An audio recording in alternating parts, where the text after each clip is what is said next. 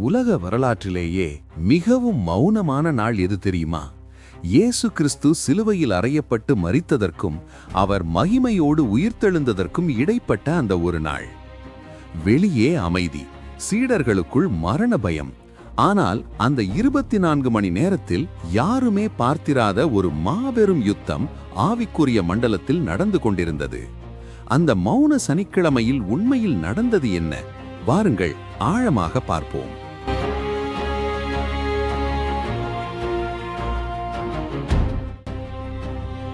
பூமியின் நிலை. பூமியில் சூழ்நிலை மிகவும் இருண்டு காணப்பட்டது. இயேசுவின் உடல் ஒரு பாறை கல்லறையில் வைக்கப்பட்டிருந்தது. ரோம அரசாங்கம் அந்த கல்லறையைச் சுற்றி பலத்த காவல் போட்டிருந்தது. இவன் உயிர்த்தெழுவேன் என்று சொன்னானே, சீடர்கள் வந்து உடலை திருடிவிடக்கூடாது என்பதில் யூத தலைவர்கள் குறியாக இருந்தனர். ஆனால் சீடர்களோ நம்பிக்கை இழந்து கதவுகளை பூட்டிக் கொண்டு ஒளிந்திருந்தனர். அவர்கள் நம்பிய மெசியா இறந்துவிட்டார். அவர்களின் 3 வருட கனவு கலைந்துவிட்டதாக அவர்கள் நினைத்தார்கள். உலகம் சாத்தானின் கைகளுக்கு போய்விட்டதோ என்ற அச்சம் சூழ்ந்திருந்த நேரம் அது.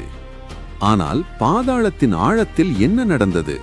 1 பேதுரு 3:19 சொல்கிறது, இயேசு ஆவியிலே சென்று சிறையிலிருந்த ஆவிகளுக்கு நற்செய்தியை அறிவித்தார் என்று. இதுதான் அந்த ஹாரோயிங் ஆஃப் ஹெல்.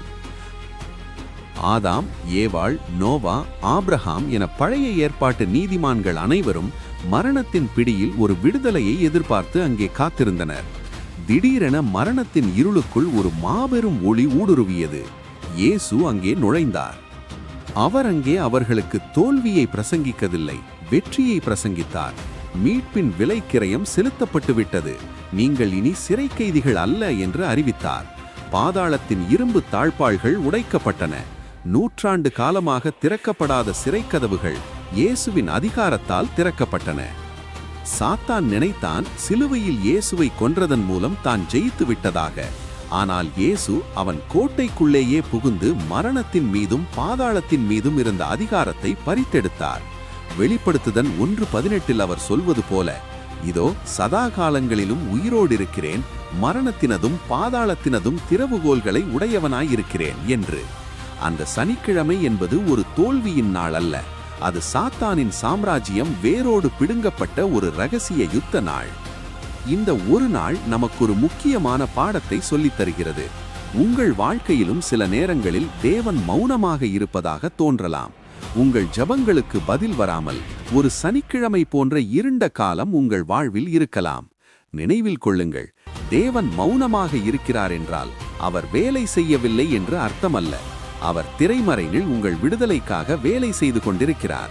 சனிக்கிழமையின் மௌனம் என்பது ஞாயிற்றுக்கிழமையின் பெரிய அற்புதத்திற்கான தயாரிப்பு மட்டுமே. இருள் சூழ்ந்த அந்த சனிக்கிழமை முடிவுக்கு வந்தது. ஞாயிற்றுக்கிழமை அதிகாலை வெளிச்சம் பரவியது. கல் உருண்டது. அவர் உயிர்த்தெழுந்தார்.